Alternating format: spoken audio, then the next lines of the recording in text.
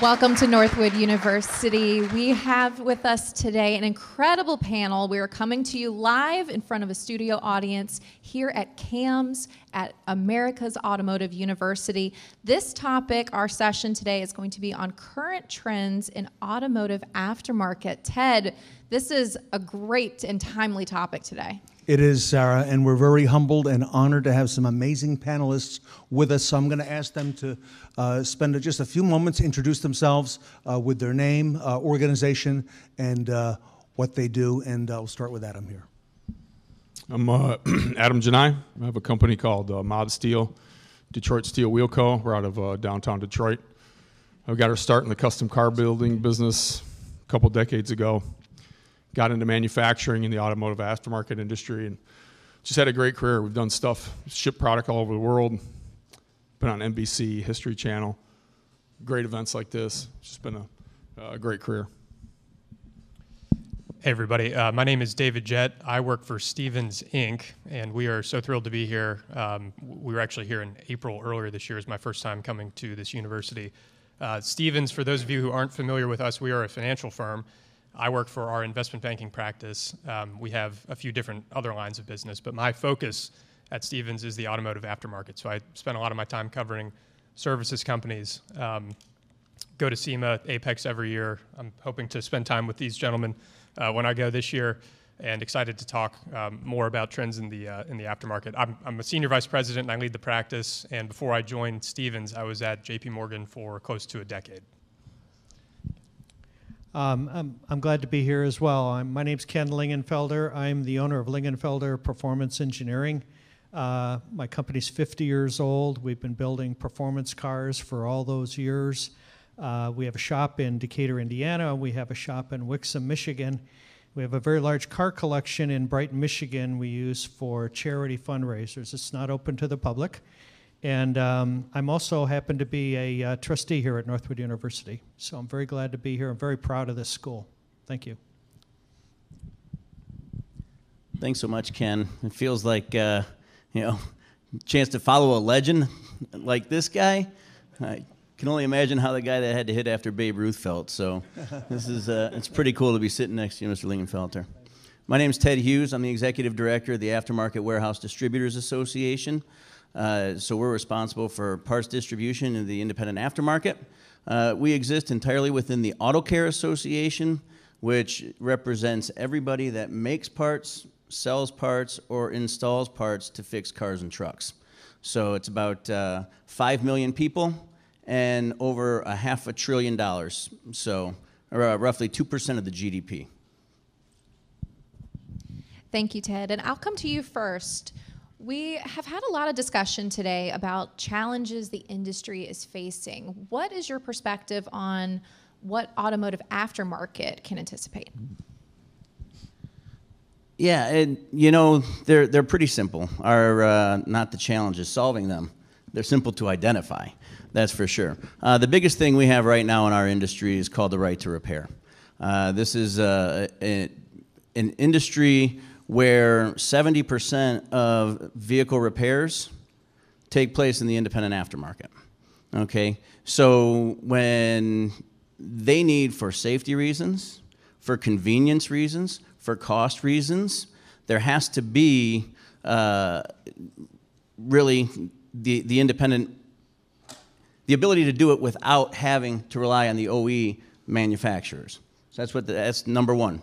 Number two, and talked about it earlier today, is the technician shortage. There's roughly 900,000 technicians in the independent aftermarket now, and there probably needs to be about 500,000 more.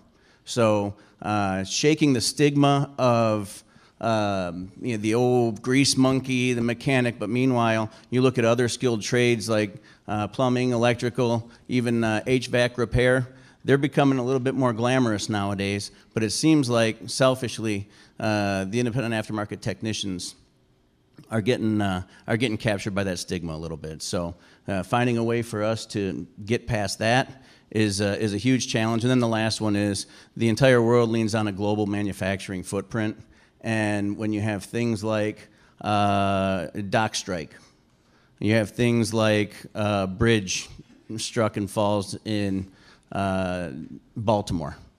These are things that can cripple our industry, and we have to find a better way to get the parts around. Ken, your perspective.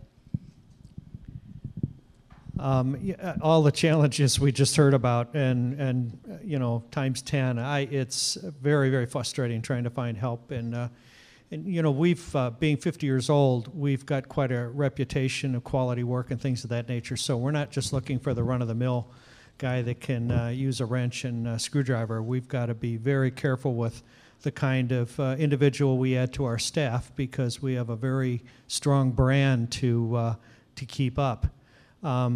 It's not a problem I see going away. I think, you know, we've just really going to have to work hard. We may even have to do some of the training and work ourselves to get people to a point where they can fit into our organization. There's a lot of consolidation that's going on as well. Some of it good, some of it not so good, I think. But fact is, for a brand like myself, you know, we're very focused to try and make sure all these issues that we have out there are getting solved. It's a full-time job. David, the challenges in automotive aftermarket, what would you say the industry is facing now? Yeah, I definitely echo what was just said. I think the seat that I sit in, right, is more oriented around investors and then folks who own companies in the space, right? So the technician shortage is a big one. A lot of investors are looking at companies in the space and trying to figure out, if I, you know, acquire something here, how can I make sure that the service quality that we're putting out, you know, we can meet the volume of demand, and it also can be a really good service. So I think that's a really, you know, critical piece. If you think about the aftermarket in general, right, COVID was a pretty tumultuous time. The supply chain globally was thrown for a total loop, and that caused a lot of interesting, you know, issues all across the board, all the way down to the dealer, you know, channel. Ended up having a lot of businesses that ordered a lot of product, couldn't get it. Finally, they got it, and you know, I'd say the industry came down from that prior high, and you know, now there's people who have probably excess inventory that they're working through. Again, investors are looking at businesses on the product side, distribution side, trying to figure out, have we reached the bottom of that, right? And are we back into a more normal growth environment? And then on the services side, it's really tied into, you know, people management, ensuring that you have the right people who can actually work on some of these newer vehicles that have a lot of new technology as well. Adam, lots of great perspectives so far. What would you say that we're facing? The bureaucracy obviously is always there. It's always something we're always fighting in the aftermarket. And human capital is everybody's challenge. I've heard that a bunch of times up here today, building leadership, getting techs. I've been on the road with General Motors. We spoke at a bunch of things trying to recruit techs and show them the way and stuff like that, getting people back involved in the trades. And that's all challenges. But one of the ones that we're working on, major challenges, is restoring our intermediate volumes of manufacturing here domestically. That's a huge challenge for us. And the fact that we divest from manufacturing and real sources of wealth cause problems in all these areas for us. Without generating wealth, you know, education and schools and healthcare becomes a problem, but it also becomes a problem in cultivating our next group of workers. If you don't have real wealth for them, and this doesn't look like an investment for them, they're not going to want to do it. And I love the TV shows that we're on that make welding and hitting stuff with a hammer cool. But there still has to be an industry there, and you have to generate wealth and support it. So it's been one of the challenges of our company. We talked the talk, and then when we decided to actually manufacture a product here, we found out how far set back we really were. Machines didn't exist that could hold our tooling. We found ourselves all the way out in California. That's been our main challenge since 2009. Has been trying to create the amount of volume here, quality and volume of parts here, to meet our demand. We've been on back order since 2012. So repairing those intermediate volumes, those are where you're going to find your next big winners. Next time somebody needs, you know, big orders for the military or something like that, we're going to find ourselves not being able to manufacture anything here, because that's the case with some stuff right now. So it's causing a lot of problems. So our company is facing that direction. How do we pick the low-hanging fruit and start manufacturing those parts here again, and do it in the right fashion? You know, do it in a sense that we're here to develop value for our customer and a great seat in our building for that team member. That's our job. That's it. Great information, everybody. The industry is facing some challenges for sure, yet all of you on the panel are highly successful. I'd like to ask all of you, beginning with Ken. Ken, what opportunities do you see right now? Because many of the panelists earlier today have spoken about this is an exciting time in our industry, and there are huge opportunities. What do you see, and what do you look at, Ken? Well, you know, it's a great question, and something we think about all the time, obviously, because we've been around 50 years, and I'd like to see us be around a whole lot longer than that. The fact of the matter is, you know, the way even the cars are built these days, there is a little bit more of a challenge. We had a little bit of a gift from the standpoint from General Motors when they built the C8 Corvette. What an amazing car right out of the box. We don't even have to touch it, and it's such a wonderful car, fun to drive, gorgeous to look at, bang for the buck. But our customers always want more. That's always the way it's been. With the management system, engine management system with that car, it came to us completely encrypted.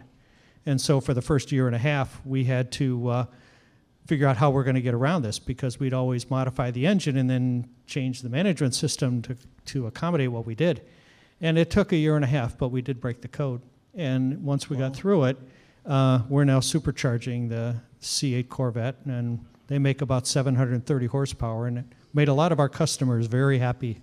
And as a result, it's things like that we have to work and change our business in order to make sure we stay ahead of the crowd.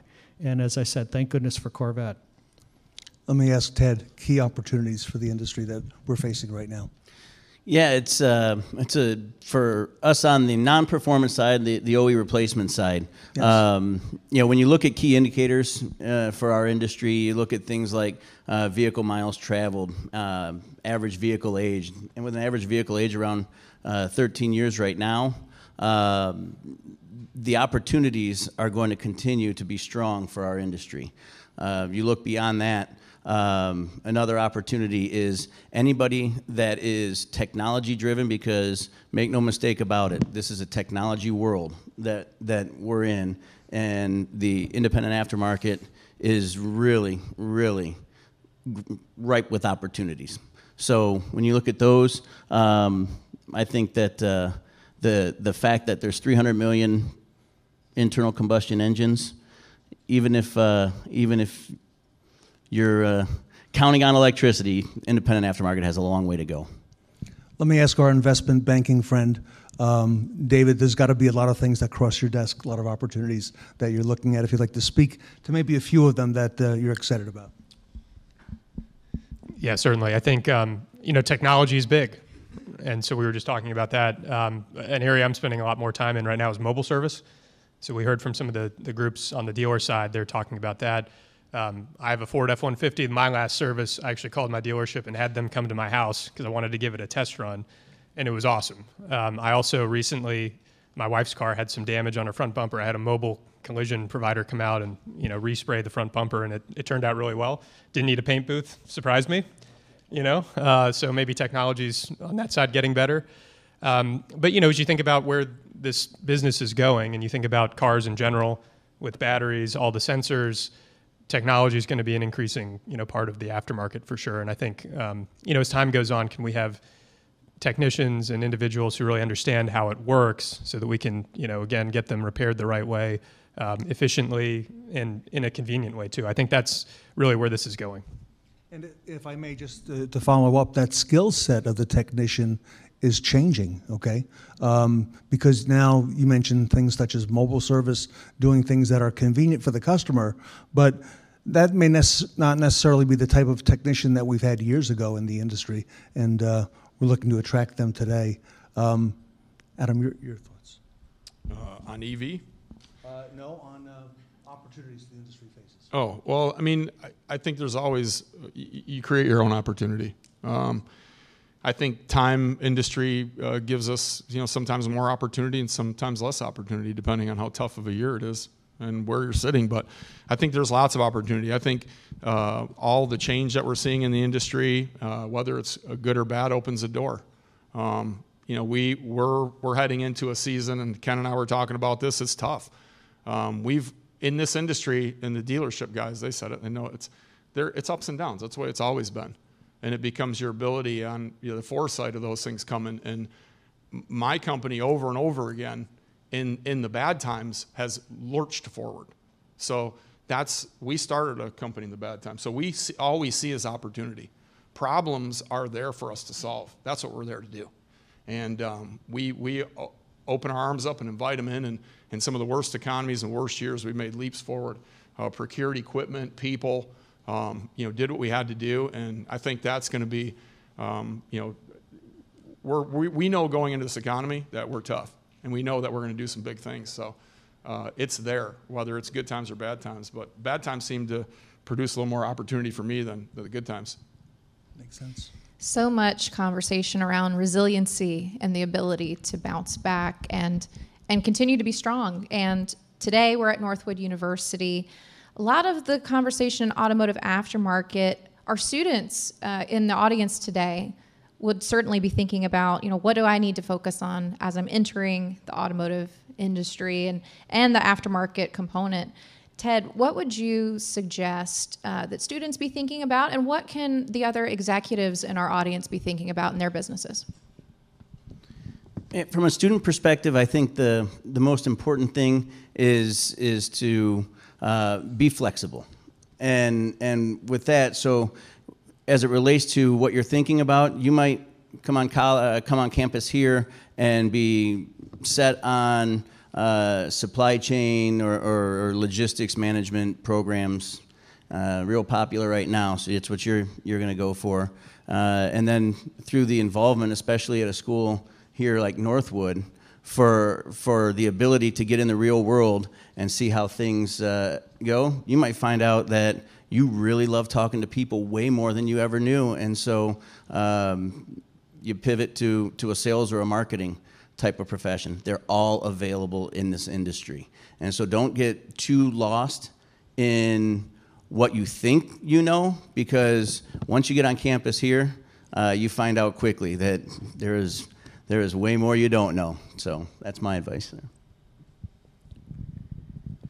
I would suggest that you understand, at least in my business, and I'm sure others that are up here too, enthusiasts aren't going away. The enthusiasts are as strong as they can be, and all you have to do is go to events like an Indy 500 or some of the major really gatherings. We go to a show called Corvettes at Carlisle in Pennsylvania, and I mean there are people everywhere, and people who really, really enjoy their car and really enjoy making it go faster or race it better or look better or whatever the case may be. There's plenty of opportunity in the aftermarket side of the business in order to help us take care of these enthusiasts and really kind of get them what they want. And that's the one thing that inspires me and helps me believe that whatever comes down the pike we can handle, because the enthusiasts are still there and loving it. So.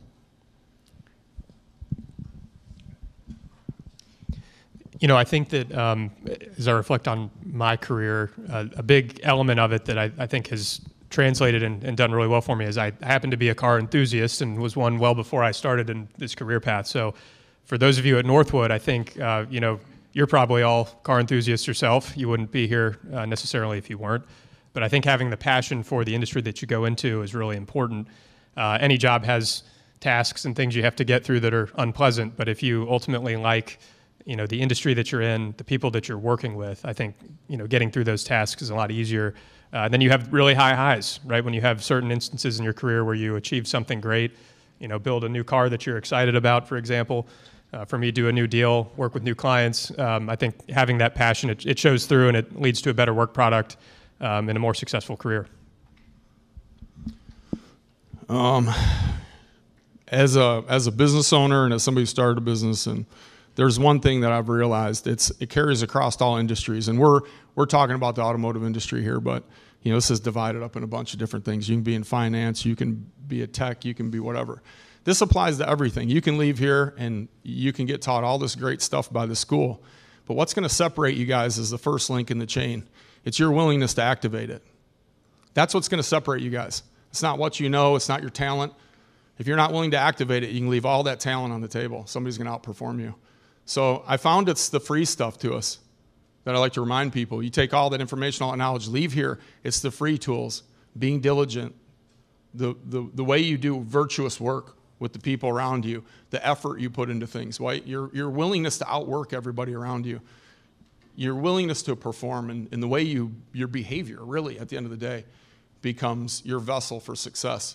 So, that's my advice. I see a lot of talented people, meet a lot of talented people come in my building, and they just don't activate it. And it's like, well, that's great. If we could get you to activate it, you could really land somewhere and start to decide your own journey for yourself, right? Don't let somebody decide it for you. You activate it, go after it, do it with some diligence and some virtue, and you'll find yourself creating some success. And that's the connection to this word passion, right? If you don't like what you're doing, you're not going to activate it. That's what they're talking about passion. Like what you're doing. Find what you like to do, and you're not going to work a day in your life. That's what it's about. Gentlemen, you're all very active at Northwood University, some of you for a long period of time, okay? Last question for today, a lightning round, all right? If you had to talk to your peers in the aftermarket and tell them why you originally got involved with Northwood University and why they should consider getting involved with Northwood, what would you tell them? You've got a minute each. I'll start here with Adam. We'll go right down the line, finishing up with my friend Ted.